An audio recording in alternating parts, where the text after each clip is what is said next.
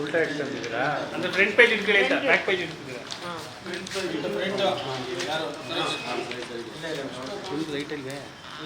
ಇಲ್ಲ ನಮಗೆ ಸಾಕಾಯ್ತದೆ. ಮತ್ತೆ ಇದು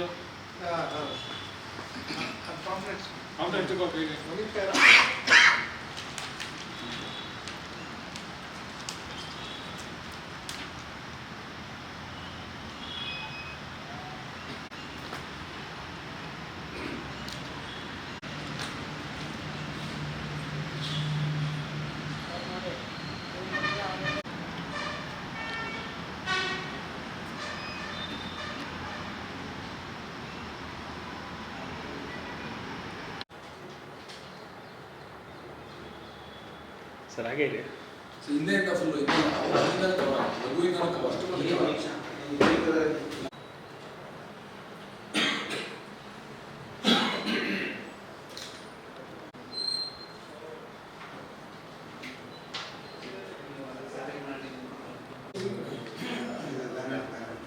ಈ ಕಡೆ ಬರಲ್ಲ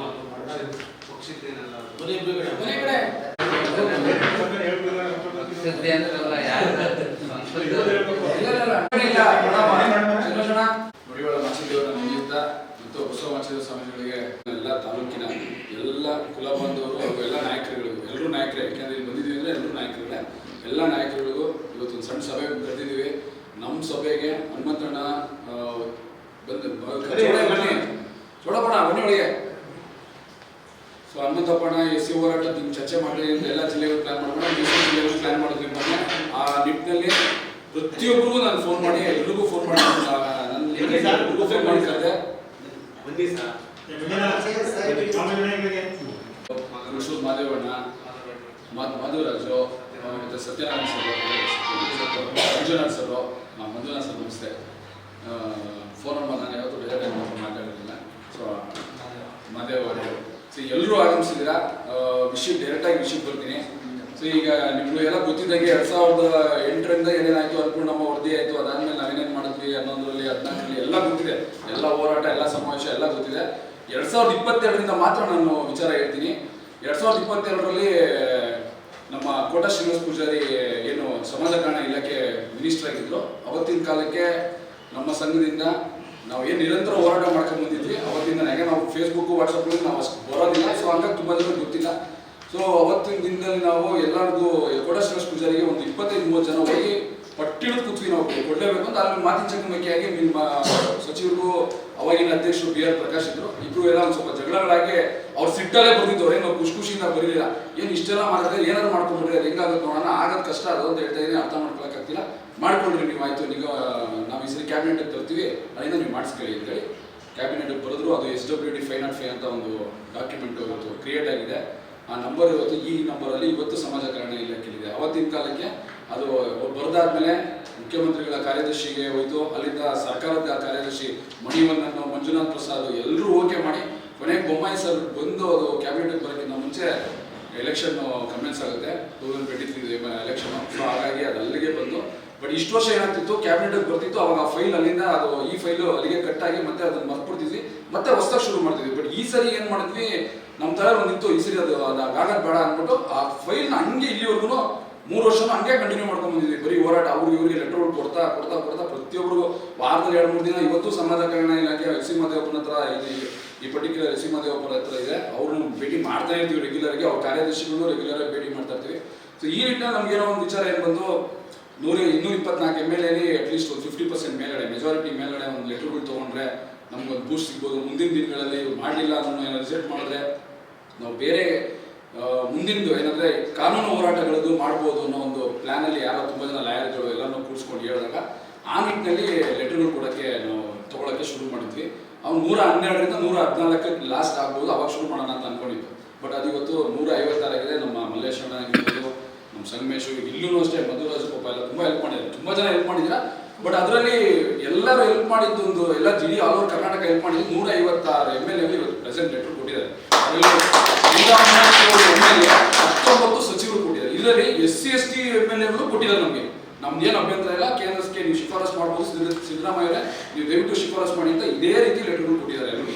ಸೊ ಸೊ 156 ಜನ ಕೊಟ್ಟಿದ್ದಾರೆ. ಸೊ ಈಗ ಏನಂದ್ರೆ ನಾನು ಓಪನ್ ಆಗಿ ಹೇಳ್ತೀನಿ ಮೀಡಿಯಾ ಮುಂದೆನೋ, ಬಟ್ ಇವತ್ತಿರೋ ವಿದ್ಯಮಾನಗಳು ಏನಂದ್ರೆ CM ಸಾಹೇಬ್ರು ಯಾವಾಗ ಬೇಕಾದ್ರೂ ಇಳಿದ್ಬಿಡ್ತಾರೆ ಅನ್ನೋ ನಮ್ಮಂತ ಏನು ಹಿಂದುಳಿದ ವರ್ಗಗಳ ಸಮಾಜಕ್ಕೆ ಯಡಿಯೂರಪ್ಪ ಸರ್ ಆಗಿರ್ಬೋದು, ಸಿದ್ದರಾಮಯ್ಯ ಸರ್ ಬಿಟ್ಟರೆ ಇನ್ಯಾರು ನಮ್ಮನ್ನ ಗುರುತಿಸೋಷ್ಟು ಇನ್ಯಾರು ಯೋಚನೆ ಮಾಡಲ್ಲ ಅಂತ ನಮ್ಮ ಕ್ಷೇಮ ಸಂಘದ್ದು ಒಂದು ಮನೋಭಾವ ಇಟ್ಕೊಂಡು ನಾವೇನ್ ಮಾಡಿದ್ವಿ, ಇಲ್ಲ ಈ ಸರಿ ಅಕಸ್ಮಾತ್ ಏನಾದ್ರು ಈ ಬಜೆಟ್ ಅಧಿವೇಶನ ಆಗ್ಲಿಲ್ಲ, ಶುರುವಾಗಿ ಟೋಟಲ್ 17 ವರ್ಷ ಆಯ್ತು, ಇನ್ನೊಂದು 4-5 ವರ್ಷ ಹೋಗ್ಬಿಟ್ರೆ ಅದಕ್ಕೆ ಮಾನ್ಯತೆ ಇರಲ್ಲ. ಯಾಕೆಂದ್ರೆ ಪಾಪ್ಯುಲೇಷನ್ ಜಾಸ್ತಿ ಆಗ್ತಿರುತ್ತೆ, 10 years ಒಂದ್ಸರಿ ಪಾಪ್ಯುಲೇಷನ್ ಜಾಸ್ತಿ ಆಗುತ್ತೆ. ಸೊ ಇದೆಲ್ಲ ಆಗುತ್ತೆ ಮತ್ತೆ ನಾವು ಚಾನ್ಸ್ ಸಿಗಲ್ಲ ಅನ್ನೋ ಒಂದು ಕಾರಣದಿಂದ ಇಮಿಡಿಯೇಟ್ ಆಗಿ ನಾವು ಹೋರಾಟ ಮಾಡಲೇಬೇಕು ಅಂತ ಒಂದು ಡಿಸಿಷನ್ ತಗೊಂಡ್ವಿ. ಅವತ್ತು ಎಲ್ರಿಗೂ ಫೋನ್ ಮಾಡಿದ್ವಿ. ಅವತ್ತು ಮುಂಚೆನೆ ಡಿಸಿಷನ್ ಏಕಾಗಿ ಡಿಸಿಷನ್ ತಗೊಳ್ಳಿಲ್ಲ. ಕಾರ್ಯಕ್ರಮಕ್ಕೆ ಅವತ್ತು ಎಲ್ಲರೂ ಅವತ್ತು ಕರೆಯಕ್ಕಾಗಿರ್ಲಿಲ್ಲ, ಯಾಕೆಂದ್ರೆ ಅವತ್ತಿನ ವಿದ್ಯಮಾನಗಳು ಬೇರೆ ಥರ ಇತ್ತು. ಯಾರಿಗೆ ಆಲ್ಮೋಸ್ಟ್ ಒಂದು ಜಿಲ್ಲೆಯಲ್ಲಿ ಅವ್ರಿಗೆ ಯಾರ್ಯಾರು ಇನ್ಫಾರ್ಮ್ ಮಾಡಬೇಕು ಅವ್ರಿಗೆ ಇನ್ಫಾರ್ಮ್ ಮಾಡಿ ಜನವರಿ 26 ಕರೆದ್ವಿ. ಸೊ ಅವತ್ತು ಹನುಮಂತಪ್ಪ ಅವರು ಅದಕ್ಕಿಂತ ಮುಂಚಿನ ಅಧ್ಯಕ್ಷರಿದ್ರು. ಅವತ್ತು ಅವ್ರಿಗೆ ಎಲ್ಲ ಕಡೆ ಪ್ರಚಾರ ಕೊಟ್ಟು ಶುರು ಮಾಡಿದ್ವಿ. ಸೊ ಅವತ್ತಿಂದ ಡೇಟ್ ಫಿಕ್ಸ್ ಮಾಡಿಕೊಂಡು ಅಲ್ಲಿ ಪೊಲೀಸಿಂದ ಇಲಾಖೆ ಮತ್ತು ಮಿನಿಸ್ಟ್ರುಗಳು ಎಲ್ಲರೂ ಒಂದು ಒತ್ತಡದಿಂದ ಮಾರ್ಚ್ 16ಕ್ಕೆ ಈಗ ನವರಾತ್ರಿ ಪ್ರತಿಭಟನೆ ಫಿಕ್ಸ್ ಆಗಿದೆ. ಸೊ ಇದು ಸಂಕ್ಷಿಪ್ತ ವರದಿ. ಸೊ ನಾವು ಏನಕ್ಕೆ ಹೋರಾಟ ಮಾಡ್ತಾ ಇದ್ದೀವಿ ಅಂತ. ಸೊ ಈ ಹೋರಾಟಕ್ಕೆ ಎಲ್ಲರೂ ಕೈ ಜೋಡಿಸ್ಬೇಕು ಅಂತ ಕೇಳ್ಕೊಂಡಿದ್ದೀನಿ. ಅಧ್ಯಕ್ಷರು ಮಾತಾಡ್ತಾರೆ. ಸೊ ಇನ್ನೇನಾದ್ರು ಡೌಟ್ಸ್ ಇದ್ರೆ ನೀವು ಕೇಳಿ. ಆಮೇಲೆ ಹೆಂಗೆ ಅವತ್ತೇನು ಪ್ರೋಗ್ರಾಮ್ ಅವತ್ತೇನು ಎಲ್ಲ ಆಮೇಲೆ ಇನ್ನೊಂದ್ಸರಿ ಹೇಳೋಣ. ಸೊ ಅಧ್ಯಕ್ಷರು ಒಂದು ಮಾತಾಡಬೇಕು ಈ ಸಮಸ್ಯೆ.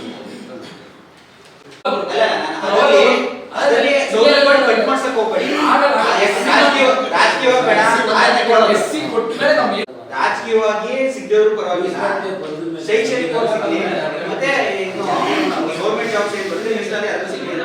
ಇವ್ರು ಕೇಳ್ಬೇಕಾದ್ರೆ ಯಾವುದೇ ಕಾರಣಕ್ಕೆ SCO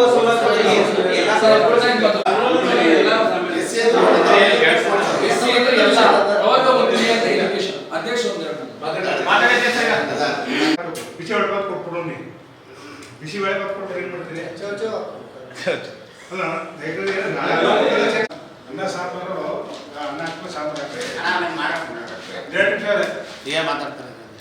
ಹೋರಾಟ ಇದೆ. ಎಲ್ಲಾ ಸಂಘಟನೆಗಳು ಸೇರಿ ಒಂದೊಂದು ಜಿಲ್ಲೆಯಲ್ಲಿ ಪರಿಷ್ಠ ಹೋರಾಟ ಸಮಿತಿ ಮಾಡ್ಕೊಳ್ಳೋಣ. ಸೌಕರ್ಯ ಆಮೇಲೆ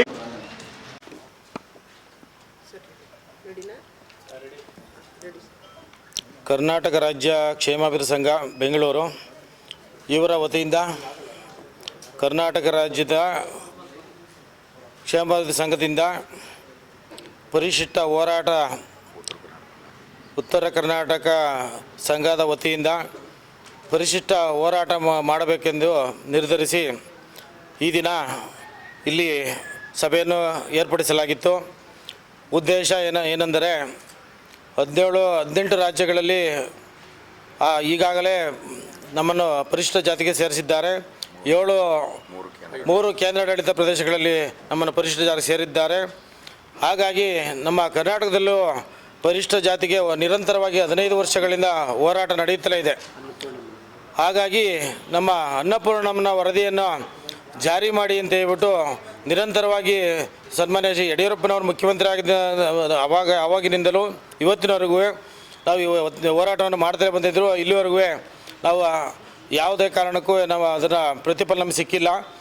ಹಾಗಾಗಿ ಈ ಮುಂದಿನ ತಿಂಗಳು 16ನೇ ತಾರೀಕು ಮಾರ್ಚ್ 2026ರಂದು ಫ್ರೀಡಮ್ ಪಾರ್ಕ್ನಲ್ಲಿ ಅಹೋರಾತ್ರಿ ಪ್ರತಿಭಟನೆ ಮಾಡಲು ನಾವು ನಿರ್ಧರಿಸಿದ್ದು. ಈ ಒಂದು ಪ್ರತಿಭಟನೆ ಯಾವ ಸ್ವರೂಪಕ್ಕೆ ಪಡೆಯುತ್ತೆ ಅನ್ನೋದು ನಮಗೆ ಗೊತ್ತಿಲ್ಲ. ಸುಮಾರು 10,000ದಿಂದ 20,000 ಜನ ಸೇರುವ ನಿರೀಕ್ಷೆ ಇದೆ. ಹಾಗಾಗಿ ಈ ಪ್ರತಿಭಟನೆ ಉದ್ದೇಶ ನಮ್ಮನ್ನು ಪರಿಶಿಷ್ಟ ಜಾತಿ ಸಿಗುವವರೆಗೂ ನಾವು ಹೋರಾಟವನ್ನು ಅಹೋರಾತ್ರಿ ನಾವು ಕೈ ಬಿಡೋದಿಲ್ಲ. ಹಾಗಾಗಿ ಸರ್ಕಾರ ಈ ಒಂದು ಪ್ರತಿಭಟನೆಯ ಮನಗಂಡು ನಮ್ಮನ್ನು ಪರಿಶಿಷ್ಟ ಜಾತಿಗೆ ಸೇರಿಸಬೇಕಾಗಿ ಈಗ ಈ ಮೂಲಕ ಮುಖ್ಯಮಂತ್ರಿಗಳಿಗೆ ಹಾಗೂ ಸರ್ಕಾರಕ್ಕೆ ಮನವಿಯನ್ನು ಮಾಡ್ಕೊಳ್ತಿದ್ದೀವಿ. ಸರ್, ಈಗ ಶಾಸಕರು, ಸಚಿವರು, MLA, MP ಅವರೆಲ್ಲ ನಿಮ್ಮ ಸಪೋರ್ಟಿಗೆ ಬಂದಿದ್ದಾರೆ. ಈಗಾಗಲೇ ನಮಗೆ 156 ಜನ ಶಾಸಕರು ಈಗ ನಮಗೆ ಲೆಟರ್ಡಲ್ಲಿ ಕೊಟ್ಟಿದ್ದಾರೆ. ಇವರನ್ನು ಪರಿಶಿಷ್ಟಕ್ಕೆ ಸೇರಿಸಬೇಕು, ಅದಕ್ಕೆ ಅರ್ಹರಿದ್ದಾರೆ ಅಂತ. ಹಾಗಾಗಿ ಇನ್ನು ಮುಂದಿನ ದಿನಗಳಲ್ಲೂ 224 ಶಾಸಕರನ್ನು ಅವರಿಂದ ಈ ಲೆಟರನ್ನು ತಗೊಂಡು ಶಿಫಾರಸು ಮಾಡಿ ನಮ್ಮನ್ನು ವಿಧಾನಸೌಧದಲ್ಲಿ ಇದನ್ನು ಬಗ್ಗೆ ಧ್ವನಿಗೂಡಿಸಿ ನಮ್ಮ ಧ್ವನಿಯಾಗಿ ನಿಲ್ಲಿ ಅಂತ ಹೇಳ್ಬಿಟ್ಟು ಈ ಮೂಲಕ ಅವ್ರಿಗೂ ಮನವಿ ಮಾಡಿದ್ವಿ. ಹಾಗಾಗಿ 150 ಜನ ಕೊಟ್ಟಿದ್ದಾರೆ ಆಲ್ರೆಡಿ, ಇನ್ನು ಮುಂದೆ ಕೊಡೋರಿದ್ದಾರೆ. ಹಾಗಾಗಿ ಈ ಫೈಲು ಇನ್ನೇನು ಅಂತಿಮ ಹಂತಕ್ಕೆ ಬಂದಿದೆ. ಈ ನಮ್ಮ ಸಮಾಜ ಕಲ್ಯಾಣ ಇಲಾಖೆಯವರ ಮಹದೇವಪ್ಪನವರು ಅದನ್ನು ಕ್ಯಾಬಿನೆಟ್ ಕಳಿಸಿದ್ದೆ. ಅದರ ಪಕ್ಷದಲ್ಲಿ ಇದು ಕೇಂದ್ರ ಸರ್ಕಾರಕ್ಕೆ ಶಿಫಾರಸು ಮಾಡಿದ್ರೆ ಎಲ್ಲ 18 ರಾಜ್ಯಗಳಲ್ಲಿ ನಮ್ಮನ್ನು ಪರಿಶೀಲಿಸಿ ಸೇರೋದ್ರಿಂದ ನಮ್ಮನ್ನು ಸೇರಿಸ್ತಾರೆ, ಅದರಲ್ಲಿ ಯಾವ ಅನುಮಾನವಿಲ್ಲ. ಇವರು ಇಲ್ಲಿ ಸರ್ಕಾರದವರು ನಮಗೆ ಇಲ್ಲಿಂದ ಶಿಫಾರಸು ಮಾಡಬೇಕು. 15 ವರ್ಷದಿಂದ ಹೋರಾಟ ಮಾಡ್ತಾನೆ ಇದ್ದೀರಾ. ಹೌದು. ಈಗ ಏನಾದರೂ ಆಗುತ್ತೆ ಅಂತ ನಿಮ್ಮ ನಂಬಿಕೆ? ಹೌದು ಇನ್ನೇನು ಆಗೋ ಹಂತದಲ್ಲಿದೆ. ಅದಕ್ಕೋಸ್ಕರ ಈ ಪ್ರತಿಭಟನೆ ಮಾಡಲಿಲ್ಲ, ನಮಗೆ ಇನ್ಯಾವ ಉಳಿದಿಲ್ಲ. ಇದೊಂದೇ ನಮ್ಮ ಅಂತಿಮ ಮಾರ್ಗ. ಹಾಗಾಗಿ ಇದನ್ನು ನಾವು ಪ್ರತಿಭಟನೆ ಮೂಲಕ ನಮ್ಮ ಹಕ್ಕನ್ನು ಕೇಳ್ತಾ ಇದ್ದೀವಿ. ಖಂಡಿತ ಎಲ್ಲ ಸ್ವಾಮೀಜಿಗಳು, ನಮ್ಮ ಚಿತ್ರದುರ್ಗ ಬಸವ ಮಾಚಿದೇವ ಸ್ವಾಮಿಗಳು, ಹಾಗೆ ಕರಂಜಿ ಮಠದ ಸ್ವಾಮಿಗಳು, ಇನ್ನೂ 2 ಜನ, ಒಟ್ಟು 4 ಜನ ಸ್ವಾಮೀಜಿಗಳು ಈ ಪ್ರತಿಭಟನೆಯಲ್ಲಿ ಭಾಗವಹಿಸ್ತಾರೆ. ಇವತ್ತಿನ ಸಭೆಯಲ್ಲಿ ಏನೇನು ಇವತ್ತಿನ ಸಭೆಯಲ್ಲಿ ನಮ್ಮ ಎಲ್ಲ ಜಿಲ್ಲೆ, ಮೈಸೂರು ತಾಲೂಕು ಮತ್ತು ಮಹಿಳೆಯರು ಎಲ್ಲ ಬಂದು ಇವತ್ತು ನಾವು ನಿಮ್ಮ ಬೆಂಬಲಕ್ಕೆ ನಿಲ್ತೀವಿ. ಮೈಸೂರು ಜಿಲ್ಲೆಯಿಂದ ನಾವು ಪ್ರತಿಭಟನೆಗೆ 1,000 ಹೆಚ್ಚು ಜನರನ್ನು ನಾವು ಕರ್ಕೊಬರ್ತೀವಿ. ನಮ್ಮ ಎಲ್ಲರ ಜವಾಬ್ದಾರಿ ಅದು.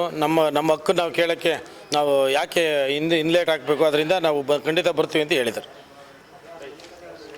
ರಾಜ್ಯಾಧ್ಯಕ್ಷರಾಗಿ ಇದರಲ್ಲಿ ಮಾಡೋದು ಏನಂದರೆ, ಇದಕ್ಕೆ ನಾವು ಅನ್ನಪೂರ್ಣಮ್ಮ ವರದಿ ಒಂದು ರೆಡಿಯಾಗಿದೆ. ಅನ್ನಪೂರ್ಣಮ್ಮ ವರದಿ ರೆಡಿ ಮಾಡಲಿಕ್ಕೆ ಆಗಿನೂ ನಾವು ಕೋರ್ಟ್ಗೆ ಹೋಗಿ ಅನ್ನಪೂರ್ಣಮ್ಮ ವರದಿನೂ ರೆಡಿ ಮಾಡಿಸಿದ್ವಿ. ಯಡಿಯೂರಪ್ಪರು ಇದ್ದಾಗ ಅವರು ಅನ್ನಪೂರ್ಣಮ್ಮ ವರದಿ ರೆಡಿ ಮಾಡ್ಯಾರ. ಈಗ ಅನ್ನಪೂರ್ಣಮ್ಮ ವರದಿ ರೆಡಿ ಮಾಡಿ ಈಗ 14-15 ವರ್ಷ ಆಯಿತು. ಅದಕ್ಕೆ ನಮ್ಮದು ಏನಂತಂದ್ರೆ, ಅನ್ನಪೂರ್ಣಮ್ಮ ವರದಿ ರೆಡಿ ಮಾಡಿದ್ದೀರಿ, ಯಾಕೆ ಕಳಿಸ್ತಾ ಇಲ್ಲ?